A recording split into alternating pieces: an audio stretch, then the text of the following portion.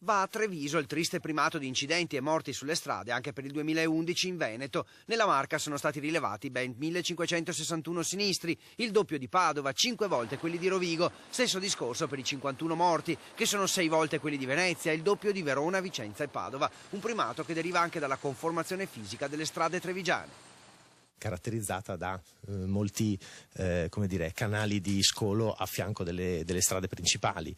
Ciò significa che, come diceva giustamente il comandante, anche una banale uscita di strada, che normalmente in altre realtà territoriali non ha esiti letali, a Treviso rischia di diventare mortale.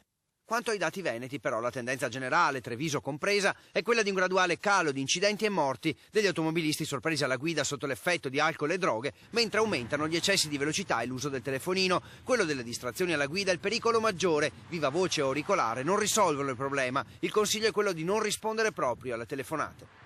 Il telefonino è il primo elemento di disturbo, perché anche con l'uso dell'auricolare o del vivavoce cattura l'attenzione di chi guida, distraendola chiaramente dalla strada e da tutto quello che gli avviene intorno.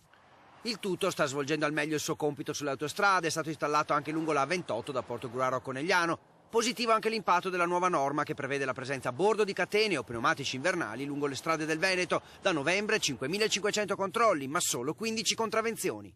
I pneumatici invernali sono uno strumento di sicurezza che non servono soltanto quando nevica, ma servono principalmente quando c'è il ghiaccio.